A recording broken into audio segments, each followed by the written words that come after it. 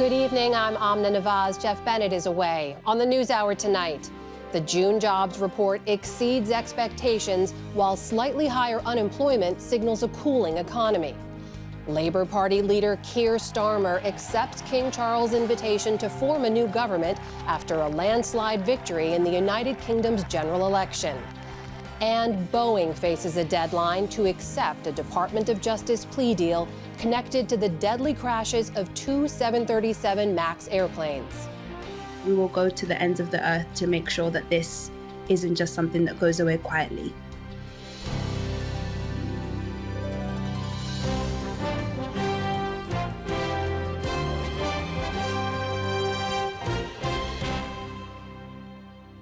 Major funding for the PBS NewsHour has been provided by the ongoing support of these individuals and institutions, and friends of the NewsHour, including Jim and Nancy Bildner, and the Robert and Virginia Schiller Foundation, the Judy and Peter Bloom Kovler Foundation, upholding freedom by strengthening democracies at home and abroad.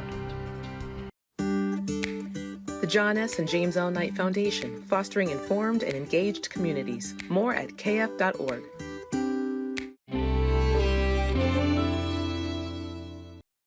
And with the ongoing support of these individuals and institutions.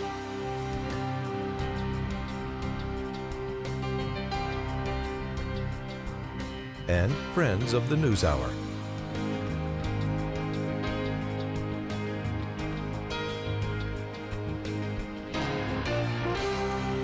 This program was made possible by the Corporation for Public Broadcasting and by contributions to your PBS station from viewers like you.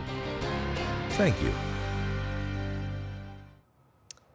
Welcome to the NewsHour. Today, President Joe Biden is digging in. In more than one appearance today, he underscored that he has no plans to leave the campaign, despite calls from some Democrats and supporters. We'll have more on that story later in the program. Meanwhile, the U.S. economy added more jobs than expected last month, marking the 42nd consecutive month of job growth. 206,000 new jobs were added in June. Government hiring accounted for more than a third of those, followed by healthcare, social assistance, and construction. Unemployment also inched up to 4.1%, making it the first time it's risen above 4% in more than 2 years. And there were other signs of a cooling labor market. Job gains in April and May were revised downward by more than 100,000 jobs. For a deeper look at what this means for the economy, I'm joined by Robin Farzad, host of Public Radio's Full Disclosure. Robin, always good to see you. So what do these numbers say to you? Is it a sign that the economy may be cooling? Certainly, market watchers have been looking for that, econ watchers, for the longest time, because the Fed had to ratchet up rates after its error, I think, coming out of the pandemic and leaving rates too low for too long. And so still in the process, I think, of mopping up inflation. But it's odd. Are you rooting for good news? Yes, if you're the White House. Are you rooting for bad news? Maybe if you're investors or traders. And yet the market is at an all-time high. Real estate is at an all-time high. Crypto is looking puff.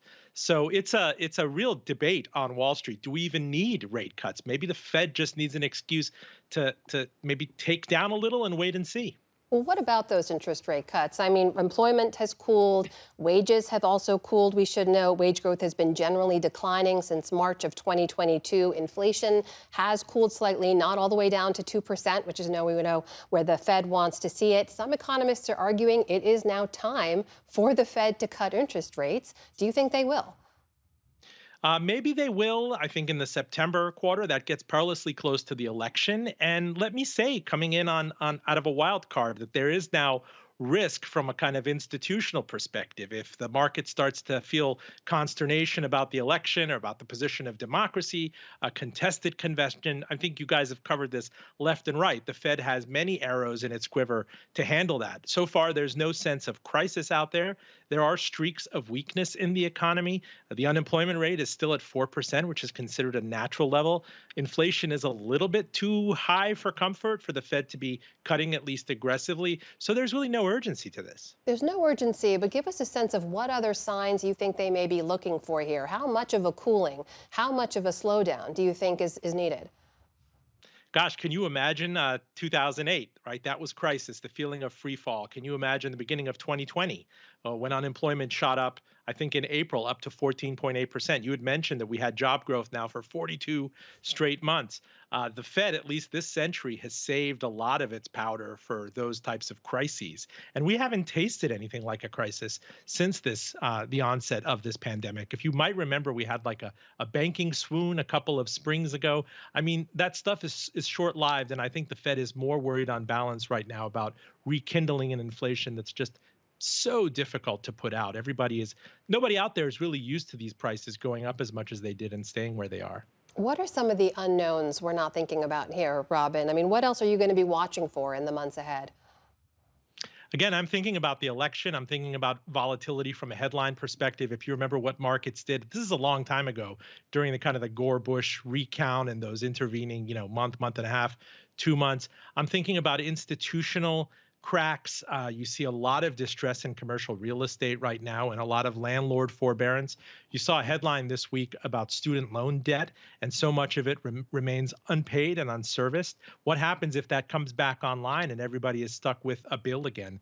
That's an economic shock of its own kind. The good news is the Fed took up rates by a chunky, 4.5, 5 points, and there's plenty of room to hike if it needs, to cut aggressively if it needs to. But then again, no sign of that yet. There's an interesting nugget from this report I want to put to you to get your take. It's worth noting the jobs report showed that teen summer employment is at its highest rate since 2007. More than 37% of teenagers are now working. What does that say to you?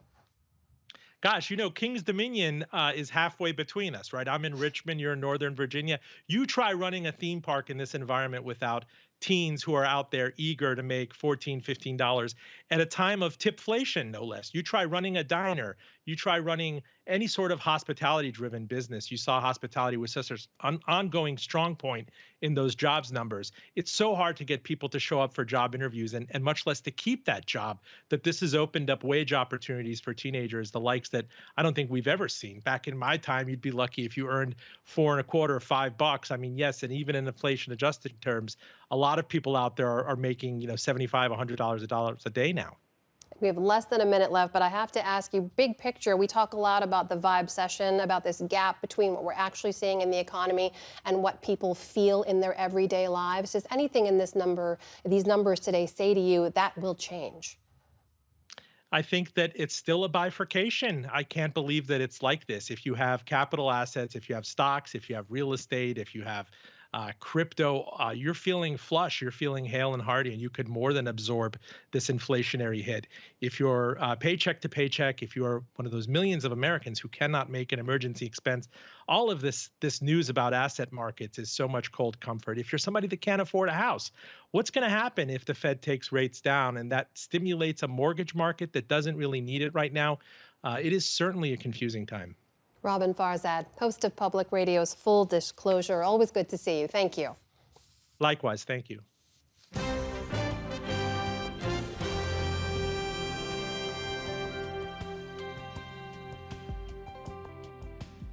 In the day's other headlines, Hurricane Beryl has been downgraded to a tropical storm as it cuts across Mexico's Yucatan Peninsula.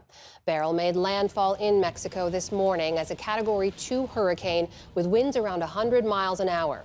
It's left at least 11 people dead across the Caribbean, and it's expected to regain hurricane strength this weekend as it crosses the Gulf of Mexico and heads towards Texas. Officials there are urging coastal communities to prepare and have issued preemptive disaster declarations for 39 counties. The Kansas Supreme Court reaffirmed the state's abortion protections today, rejecting 2 anti-abortion laws. One would have banned a common second trimester procedure. The other would regulate abortion providers more strictly than other healthcare professionals.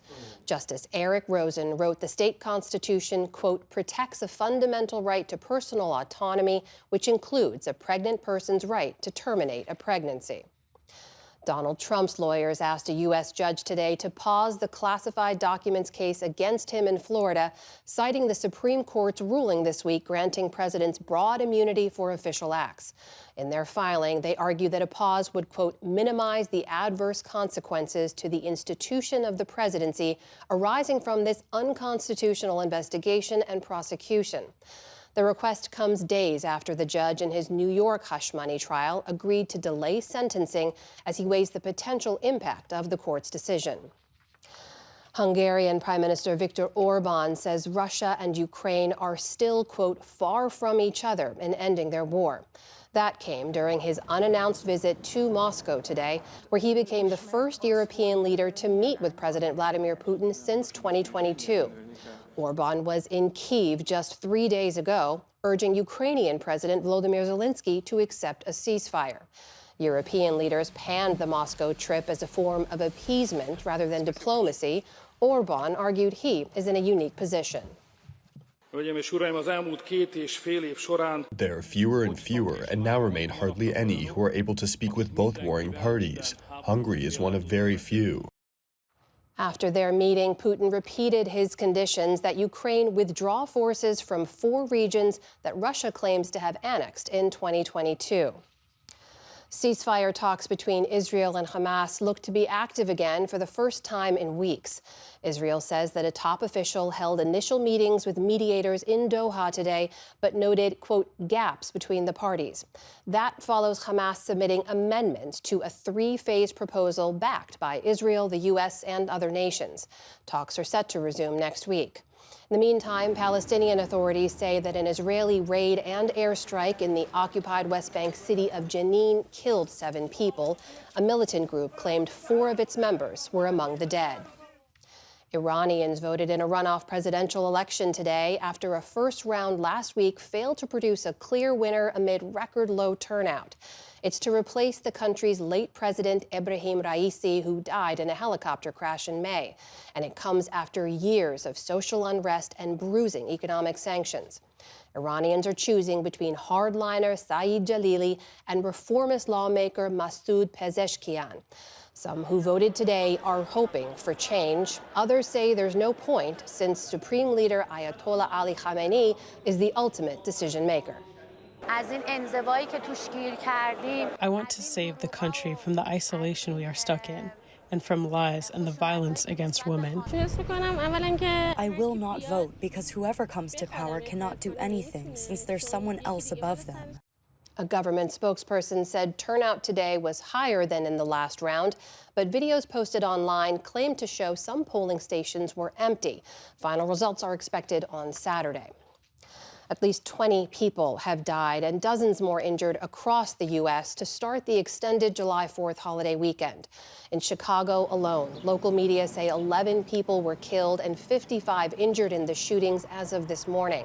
In Huntington Beach, California, 2 people were killed and 3 were injured just a few hours after a fireworks display ended.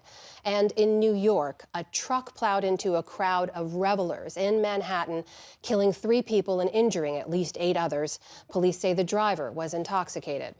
The July 4th holiday is historically one of the deadliest of the year. And on Wall Street, stocks ended higher after that monthly jobs data provided new hope for a potential interest rate cut. The Dow Jones Industrial Average inched up, gaining 67 points. The Nasdaq scored its 4th straight record close, adding more than 160 points. And the S&P 500 also climbed further into record territory. Still to come on the News Hour, David Brooks and Kimberly Atkins Stohr weigh in on the week's political headlines. Wisconsin's Supreme Court revives the use of ballot drop boxes ahead of the 2024 election. And the International African American Museum helps visitors excavate their past through genealogy. This is the PBS NewsHour from WETA Studios in Washington and in the West from the Walter Cronkite School of Journalism at Arizona State University. After winning a huge majority in Britain's general election, new Labour Prime Minister Keir Starmer says he'll start working immediately on rebuilding the country. He promised what he called a big reset after 14 sometimes turbulent years of Conservative government. The defeated Conservatives are looking for a new leader after Rishi Sunak resigned as he left office. Special correspondent Malcolm Brabant reports from London. Seconds after voting ended, exit polls confirmed that Sir Keir Starmer had led the Labour Party to one of its greatest ever parliamentary victories, and that he was heading to 10 Downing Street. People here and around the country have spoken, and they're ready for change, to end the politics of performance and return to politics as public service. This was the worst election result in the Conservative Party's history. Rishi Sunak, Britain's first Prime Minister of colour, managed to hang on to his district in northern England, while many of his colleagues were wiped out. After 14 years of Conservatism ended with most people being poorer, voters took their revenge. But Sunak was dignified in defeat. To the country, I would like to say first and foremost, I am sorry. I have given this job my all, but you have sent a clear signal that the government of the United Kingdom must change. Despite the size of Labour's majority, this is being described as a loveless landslide. 40% of the electorate abstained, and Labour only managed to obtain a third of the total vote. Most experts agree that Britain wanted to teach the Conservatives a lesson, and that this is not an overall endorsement of Labour or Keir Starmer. Sir Keir Starmer, Your Majesty. The choreography of British elections requires the monarch to invite the winner to form the next government. And after his audience with the King, Starmer addressed the nation.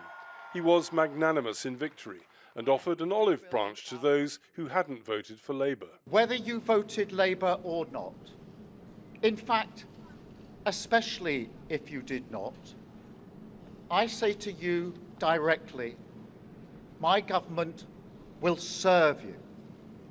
Politics can be a force for good. We will show that. We've changed the Labour Party, returned it to service, and that is how we will govern. Country first, party second. Mr. Speaker, may I welcome... To date, Starmer's political experience has been in domestic politics, but now he has to step up to the international stage and become the new face of the so-called special relationship with the United States. Starmer has talked about an early recognition of Palestine as a state.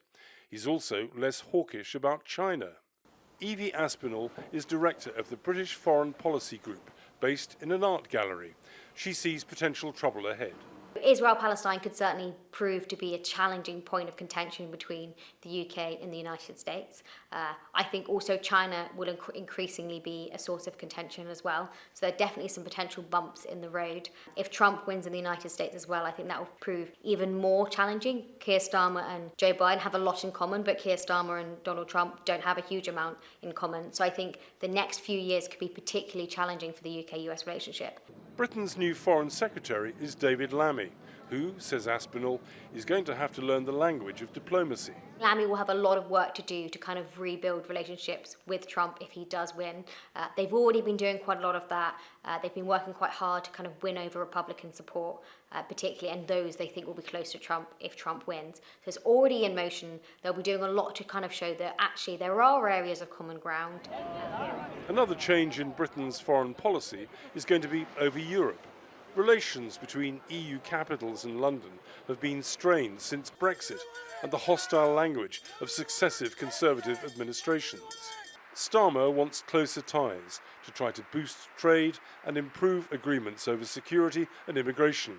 But Jill Rutter, a European specialist at the Institute of Government, is sceptical about the potential for success. Keir Starmer's made clear that we're not applying to rejoin the EU, nor are we applying to join the single market or the customs union, but he does want to improve the relationship with Europe. He wants to have closer cooperation on foreign policy and defence, and he wants to try and improve what he refers to as Boris Johnson's botched Brexit deal.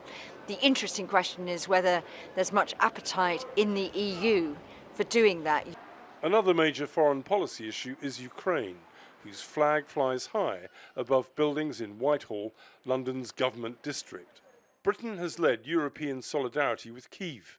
Foreign policy expert Evie Aspinall says that will continue under Starmer. Ukraine remains a top priority for Keir Starmer, as it has been for Rishi Sunak. In the UK, there's kind of bipartisan support for UK leadership in supporting Ukraine in the invasion. So that's across the board, defence, aid, etc., migration as well. I don't see any big substantive change coming on the UK's policy on Ukraine. On the home front, Britain's divisions are exemplified by the result in Worthing West on England's south coast. Labour's Becky Cooper, a public health doctor, managed to defeat the long-standing Conservative incumbent, Sir Peter Bottomley, but only because the Reform candidate, Edmund Rook, attracted so many votes from disaffected Conservative supporters. Across the country, Reform, an anti-immigrant party led by Donald Trump's ally Nigel Farage, secured 13% of the overall vote. But because of the electoral system, Reform only won 5 seats. Farage will be one of the loudest opposition voices in Parliament. What sort of Prime Minister do you think he's going to be? Boring. Very, very boring. I mean, he's got, there's nothing. There's no flair. He's Blair without the flair. That literally is what he is.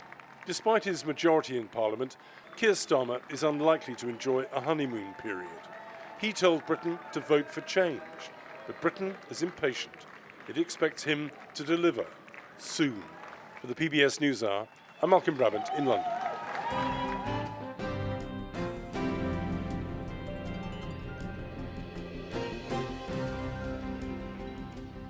Another court decision that could impact the 2024 presidential election, this time from the state Supreme Court in Wisconsin. Our Lisa Desjardins has more. In a 4-3 decision, the new liberal majority on Wisconsin's Supreme Court today reversed a near-total ban on the use of ballot drop boxes in elections there. In 2020, President Biden won Wisconsin by one of the smallest margins in the country. Restoring this voting method could have major implications for this year's election. Following this all closely is Zach Schultz with PBS Wisconsin. Zach, tell us what the court decided, and is this the final word before the election? It is the final word before the election. The liberal majority here by 4-3 overturned only a 2-year-old case. It was called the Teigen case, and in 2022, then the conservative majority, in a pretty fractured decision with only finding a consensus on a handful of paragraphs, enough to essentially say Wisconsin state law did not explicitly allow absentee ballot drop boxes, and therefore they weren't allowed. In the dissent, the liberals at that time said they got it wrong. This is their chance to redo it. They took the case. Throughout this process, the conservatives had signaled in all their dissenting opinions that they knew this outcome. It was preordained. They've been taking shots at the liberals, saying they're just running policy for the Democrats. But it's a big decision, and it clears things up for Wisconsin's municipal clerks in advance of our August primary and the November election, so they know how this will play out. As you say, this is a complete flip from the conservative court just over a year ago. And this could affect an enormous amount of ballots. According to a Pew survey in 2020, some 40% of early votes were cast using these ballot drop boxes. Do we know, does the presence of these boxes, as we now will expect in Wisconsin, does that benefit one party or the other? Well, Republicans, and especially in the wake of Donald Trump's election conspiracy, tried to say that it was about Democrats and Democratic fraud. But the fact is, these were used in most counties, including red counties, rural areas, places that supported Trump and conservatives. And we're expecting some of these to go back. In fact, it may benefit those areas more because if a local clerk doesn't have regular office hours, someone can simply drop off a ballot, especially if the mail isn't quite consistent running up to election day. So we expect them to come back. Madison and Milwaukee have already announced they'll be open and ready. They really never removed their boxes in the first place. But more areas around the state, it'll be a locality decision to decide how they come back into play. As you say, this was a part of conspiracy theories and some of the lies about the 2020 election. But on a more basic level, what do we know about how secure these ballot boxes are? Well, we know that in Madison, for example, they're located outside police stations, fire departments. There are cameras nearby so they can monitor them.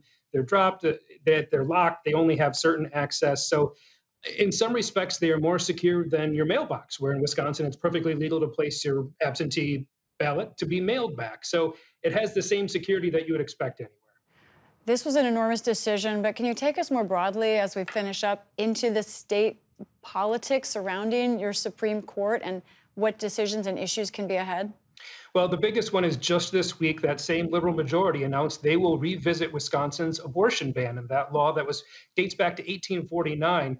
They're taking two cases on that. One, which would just examine whether to overturn the law, and the second, much more broadly, would look at whether there is a constitutional right to abortion and healthcare abortion services in Wisconsin's constitution. The way that it's being set for briefings, they'll be ready for oral arguments in the fall. So that brings up the possibility that that decision could come down some before the end of the year, maybe by election day. Zach Schultz with PBS Wisconsin, thank you for covering this all. And we'll be seeing you soon at the Republican convention coming up in Milwaukee just over a week. And can't wait to see you.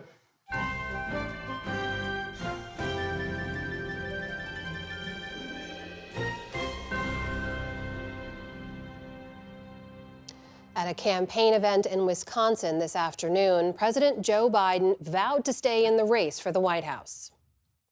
Well, guess what? They're trying to push me out of the race. Well, let me say this as clearly as I can. I'm staying in the race. I'll beat Donald Trump. For analysis on the tenuous week in the Democratic Party, we turn to Brooks and Atkins store. That is New York Times columnist David Brooks and Boston Globe columnist Kimberly Atkins store. Jonathan Capehart is away. Great to see you both. Let's just take stock of where we are right now. We have now seen 3 House Democrats publicly call for the president to step aside. The Washington Post reported late today Democratic Senator Mark Warner is attempting to pull together Democratic senators asking him to leave the race. And we're starting to see some major Democratic donors back away, among them Abigail Disney of the Disney family. She said in a statement yesterday she's stopping all Democratic contributions until Biden is replaced. And she said this, quote, "This is realism, not disrespect. Biden is a good man. He served his country admirably, but the stakes are far too high." Kim, can the president change the narrative, or is this heading one direction? Look, the president has already done what Democrats were waiting for. They needed him to make the decision as to whether he would be the nominee or not. We are past the primaries.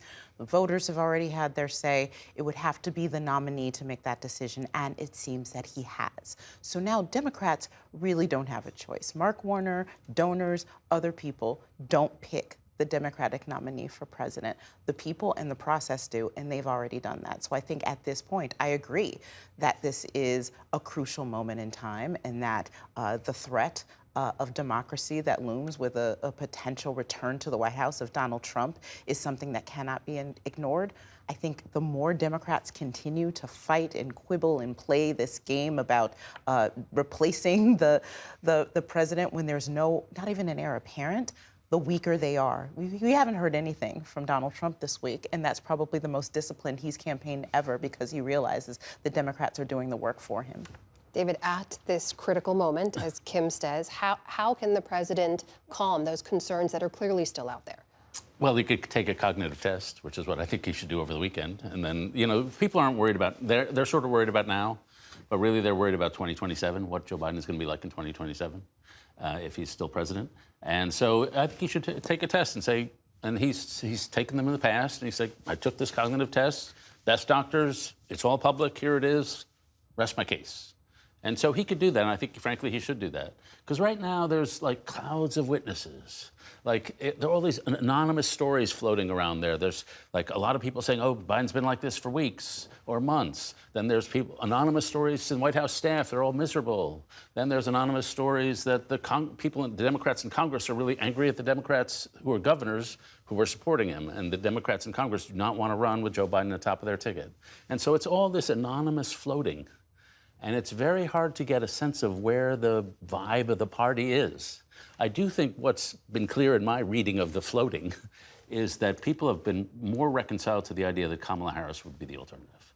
That moving beyond her is just not a non-starter. There's some doubt about whether the money can flow to any candidate. I think it probably can. But you see people getting more comfortable with the idea of Kamala Harris. So I don't think this is going to be over, though Biden's statement today was pretty definitive. But the party is, 72% of Americans don't think he's qualified to be president or to run again for president. That's just a reality. Jen, what'd you say? I think that this is, as you're describing it, these circles, these clouds, these are largely happening inside the Beltway, okay? And again, inside the Beltway isn't where the president will be showing. will be campaigning. That's not I should point out, there are voter concerns about his age. There are voter concerns too, but I have, by and large, the majority of the people that I have heard from coast to coast, want to focus on beating Donald Trump. They have just as much agita about this Democratic infighting and hand-wringing as they do about a couple of sentences that Joe Biden flubbed during the debate. They see this inching closer and closer. We're coming up on both conventions. The time to make a decision is over. And I think if Democrats pull together and show, again, half of the fight that Republicans have, who have always stood behind Donald Trump, and they actually have a candidate with a good record who believes in fighting for democracy, the better off the Democrats will be. Yes, even if Kamala Harris is the candidate, and I think it's a little insulting to her that it's only taken till now for them to realize that, since she is the vice president of the United States.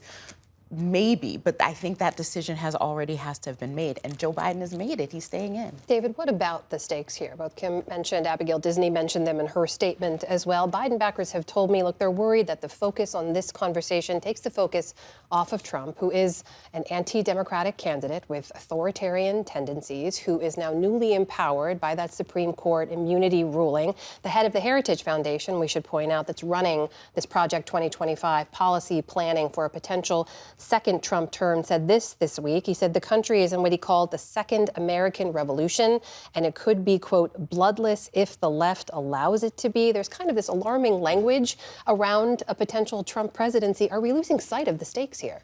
Yeah, I think so. I mean, before he went to prison, I went over to see Steve Bannon and interviewed him, and I was scared out of my mind. Like, I just asked him, what's going to happen if you guys win? And he said, oh, it'll be nothing like 2017. 2017, we didn't have staff. We had nothing. But now we've got people who have been vetted, we've got people who are trained, and we're just going to go after the deep state. It looked like a dismantling of the civil service, basically, and that's just the beginning. So I do think people are losing some focus on that, and you know, I've been a broken record on this for, 7 years. But it is also true that every American, pretty much, has seen an elderly relative in decline. And they sort of know what that looks like. And if I could just do one bit of just random polling, as I mentioned, 72% of Americans don't think he should run again. Biden. Clear. Yeah. If you look at the Wall Street Journal, the New York Times poll, Trump is up by 6. In today's approval numbers, Biden is at a record low. Trump is winning the swing states by more than before. So there's real cause for concern. And if your main goal is to get Donald Trump out, not reelected, to me, it's a very open question of what the best route for that is. And I'm not saying I'm not one of these people who says Joe Biden should step down. I'll wait. But I do think it's an open question. I want to get back to this issue of how we're talking about President Trump as well here, which is to say there seems to be sort of an asymmetry of expectations as well in terms of Trump's performance in the debate, which was filled with misleading statements and lies. He's only 3 years younger than President Biden, often veers off script when he's not on prompter. Do you see that asymmetry? Is that affecting the conversation right now, Kim? I 100% see that asymmetry. Look, we can talk about mental cognitive tests that people might want the president to take. But we already know that Donald Trump has failed the moral test. He's failed the democracy test. He's failed the insurrection test. And if we balance those things, it seems really clear. And I think one thing that this conversation makes us lose sight of is the work of the Biden administration and other Democrats being already dismantled. Ever since the Supreme Court overturned Chevron just earlier this week, we already have 2 federal judges, Republican-appointed federal judges, one that knocked down a rule that kept people from being bound by non-compete clauses that would prevent them from practicing their livelihoods, another rule that prevented federal coverage of transgender health care. This is happening right now. This is happening this week. The dominoes are already falling, and we haven't even gotten to Project 2025. That's the sort of thing that I wish that people in my industry were focused on in these days and weeks leading up to these conventions, as opposed to calling for the president to, be able to say man, woman, camera, TV. Let's talk about the issues that are important. So we're just about a week out from the Republican National Convention. We know that Trump will be the nominee. We're weeks out from the Democratic Convention. Just quickly from both of you, will Biden still be the nominee? What do you think? I don't know. I thought a week ago for sure. I just don't know right now. Kim, what about you? I have to believe the president when he says he's the nominee.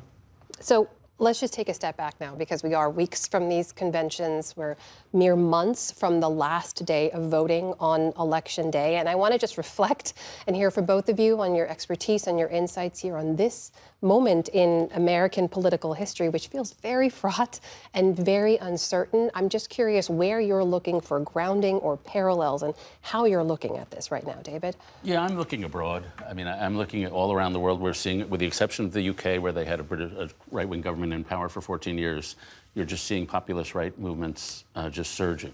And Emmanuel Macron, like Joe Biden, made a bet. And the theory of their administrations was, we've got this disaffected working class folks. We're going to invest massively in them. And Macron in the north of France, in the US, in Ohio, in upstate New York, these places are doing really well economically. Plants going in, I've been in all these places, and people are feeling upbeat about the plants. But it has not helped Biden or Macron at all. And so the theory that we could economically bring these working class people back to the Democratic Party or to Macron's party, that theory just hasn't been proven true, because it's a cultural issue, not an economic issue for these voters. And that has put Biden in a hole, and it's put the center-left in a hole in nation after nation after nation. Kim, what about you? I am looking here at home and in the present time. We know that Donald Trump will not get the majority of votes of Americans in this upcoming election. But we have an electoral college process that requires people to campaign in that way. So we already know Joe Biden's going to get more votes. What we need to do is convince people that it is worth not only just sticking by him, but in claiming that their democracy now, when they know what is at stake. Republicans remain unified, in part because they have to for survival, because they don't have that majority, right? They stick behind Donald Trump even long after he has proverbially shot that person on Fifth Avenue. Democrats are a different beast, right? They have different ideas. They're not monolithic. There's a diversity of views about just about everything among them. So it's not in their DNA to just line up behind someone. I get it. But when they see a threat this clear, and if they don't organize work, and if you want to look to someone, look at what the Labour Party did in the UK. They organized, they fought, they got together, and they got that wide victory. That's what Democrats have to do right now. They have to stop the infighting. They have to keep their eyes on the prize and campaign for the majority that they know they actually have among the American people. Can I just say, at the end of this week that has felt like a year, it is so valuable to hear from both of you with your insights and your expertise. Thank you so very much. Kimberly Ackenstor and David Brooks. Thank you. Thank you.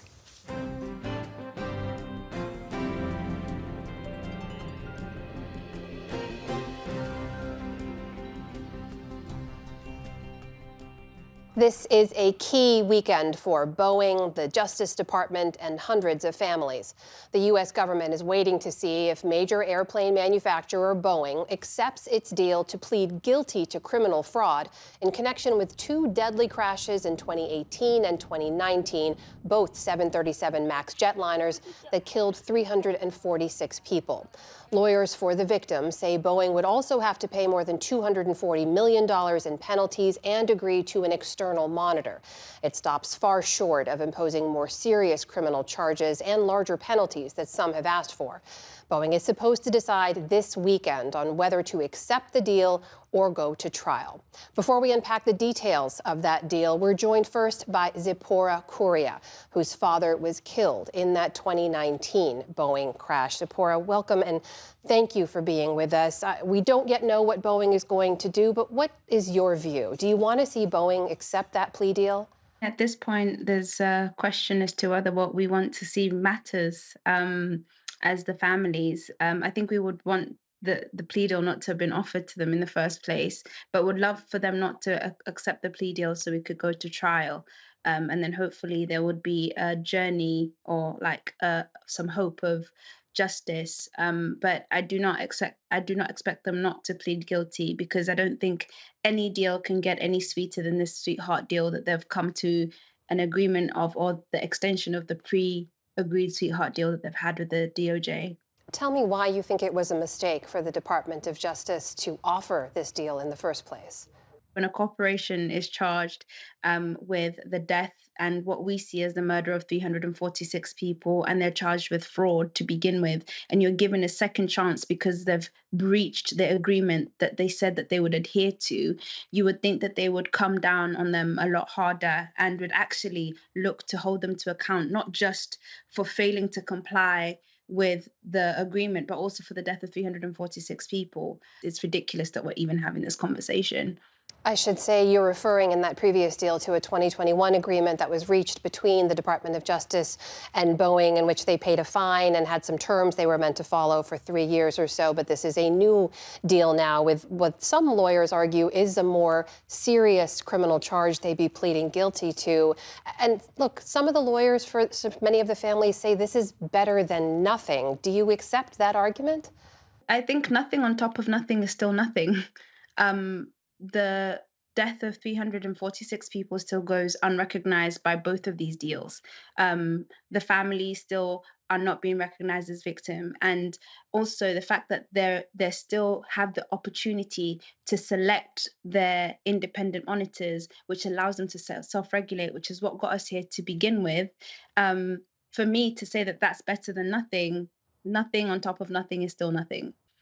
I know that you and so many others have been fighting for the last 5 years. And I wonder if you think that if they accept this deal, is there a next step for you? Do you have any more options moving forward?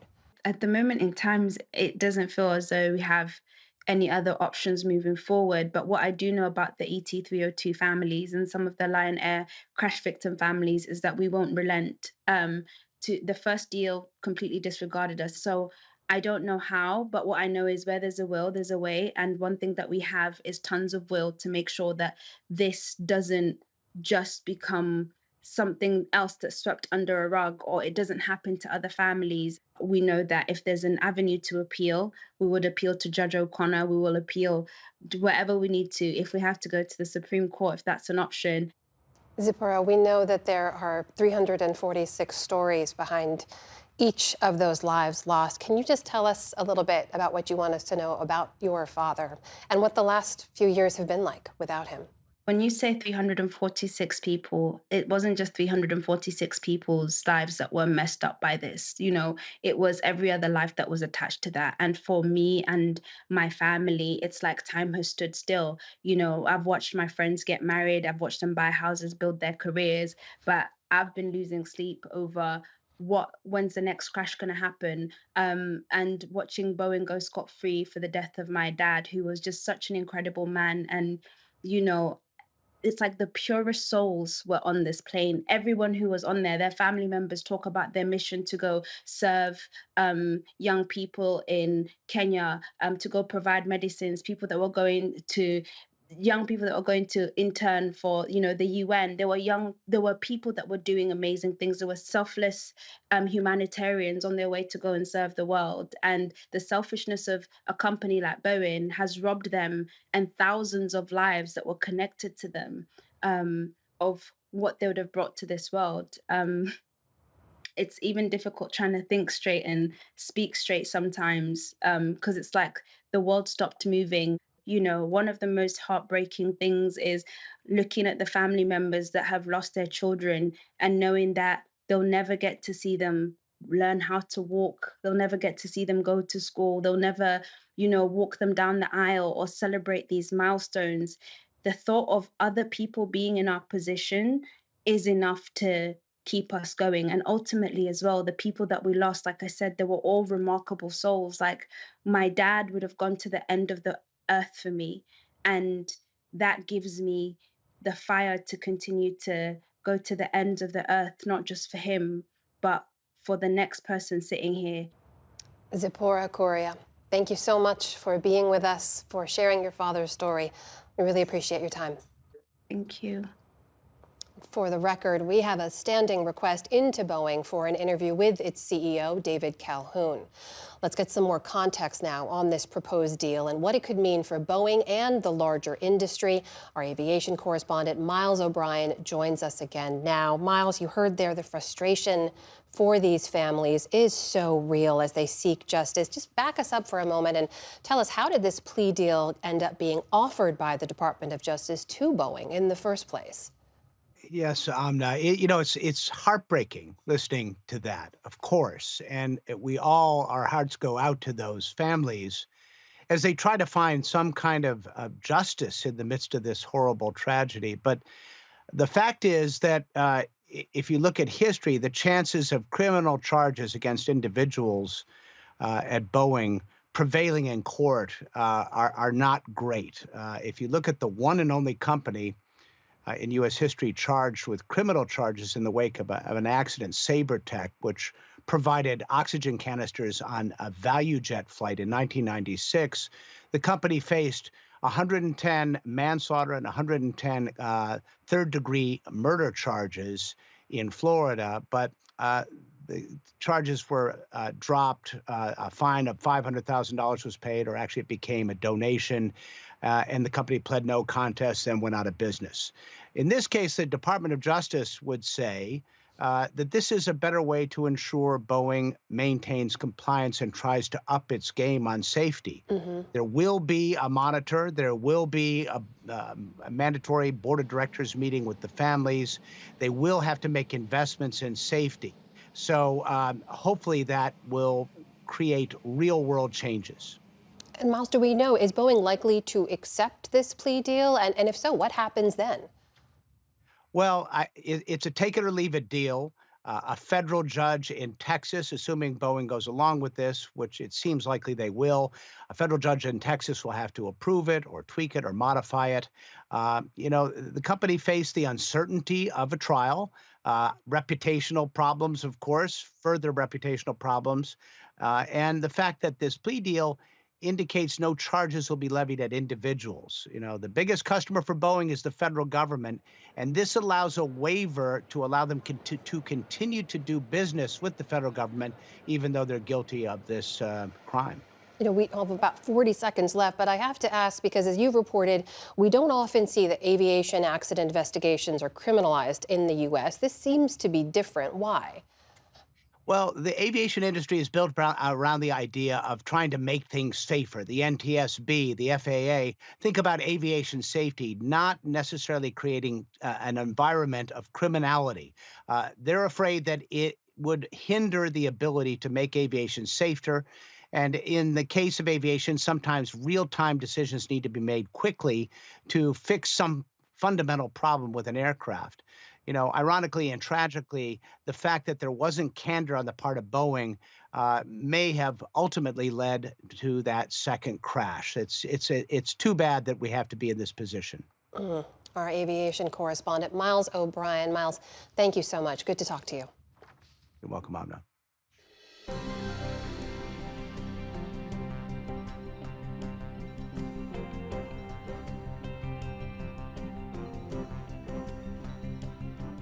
As we celebrate what it means to be an American this week, we return to a report from Jeff Bennett at the International African American Museum in Charleston, South Carolina.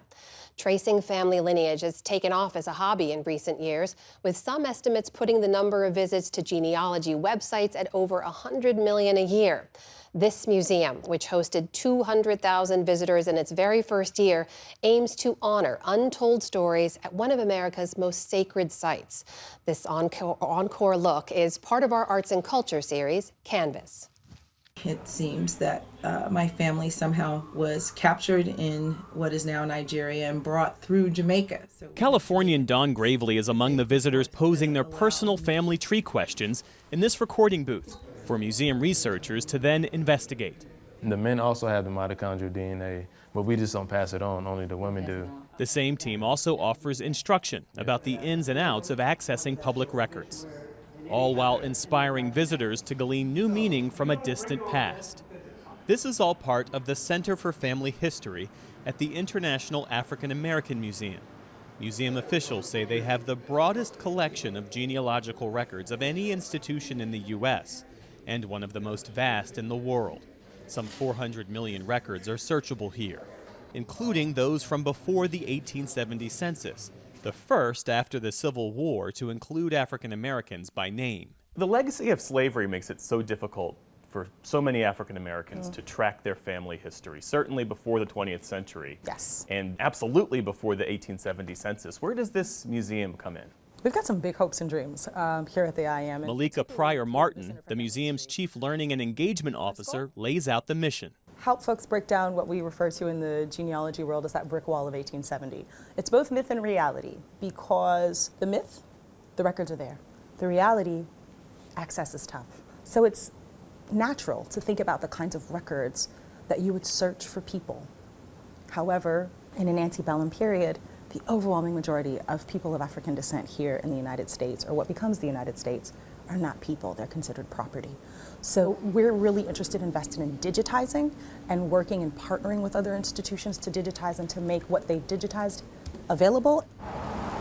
The museum is situated where Gadsden's Wharf once stood, the site where an estimated 40% of all American enslaved Africans arrived in the U.S.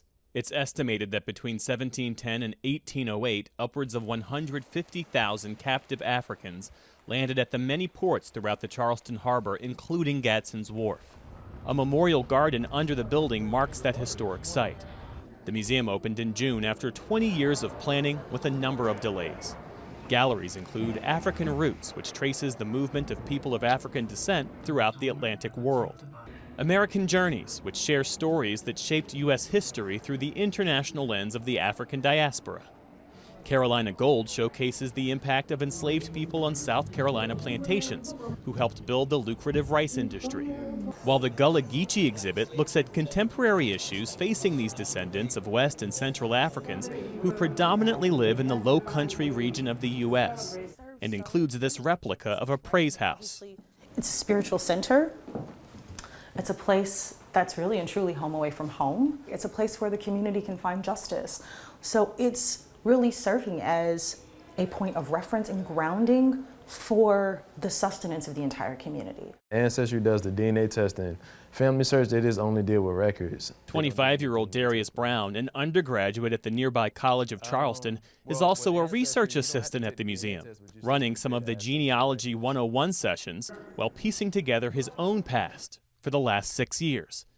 He's been able to trace several lines of his family back to the colonial period and reconstructing the population of enslaved people at several South Carolina plantations. He's also self-publishing a book about his revelations. You have a picture of members of your family gathered on the day that the Emancipation Proclamation was read to them. This is phenomenal. Tell me more about this. Old Fort Plantation actually became Camp Saxton. And Camp Saxton is where the enlistment into the 1st South Carolina actually took place. And so I have about 30 relatives that fought in the Civil War, and they actually received their stars and stripes that day at the first reading of the Emancipation Proclamation. And you have photographic evidence of it. Where did this picture come from? During the Port Royal experiment, different abolitionists were coming down to Beaufort. They were teaching the people how to read and write for the first time. They were some of the first African Americans to earn wage labor. And so a lot of people, photographers came down and they were taking pictures of the enslaved people. That's extraordinary. Do you happen to know which of these folks are connected to you? I wish I did, but I know that my family is somewhere in there. Yeah, well, just having the picture is enough. I've had the benefit of knowing a lot of my family history, and fortunately, it was also couched with most Black folks don't know this stuff.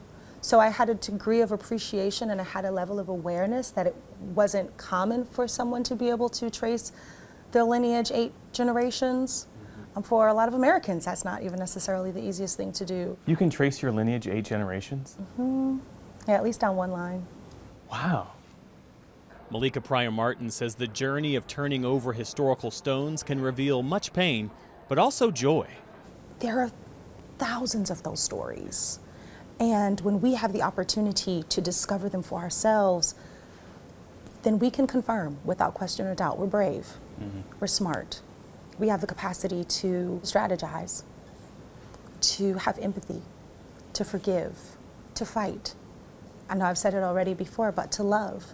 There's something pretty radical about living under conditions that really aren't built for you to survive, and to still choose to love. Yeah. And tracing one's history to that it's unmatched. That's right. That's right.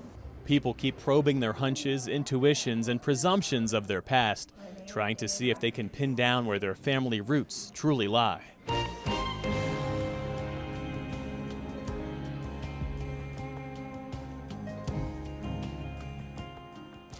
Be sure to tune in to Washington Week with The Atlantic tonight. Jeffrey Goldberg and his panel discuss the Supreme Court's blockbuster rulings this term.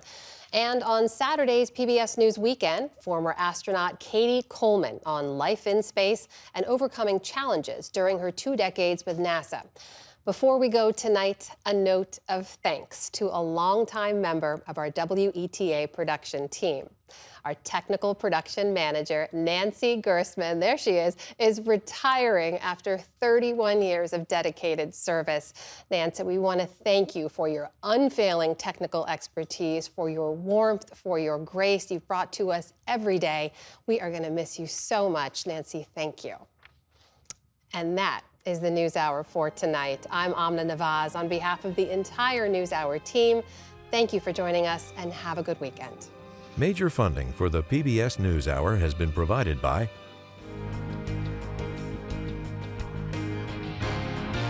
and with the ongoing support of these individuals and institutions, and friends of the NewsHour, including Kathy and Paul Anderson, and Camilla and George Smith. The Walton Family Foundation, working for solutions to protect water during climate change so people and nature can thrive together. The William and Flora Hewlett Foundation, for more than 50 years advancing ideas and supporting institutions to promote a better world at hewlett.org. And with the ongoing support of these individuals and institutions.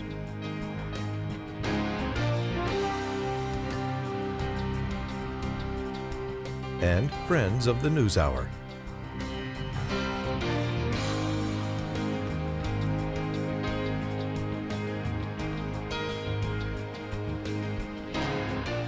This program was made possible by the Corporation for Public Broadcasting and by contributions to your PBS station from viewers like you. Thank you.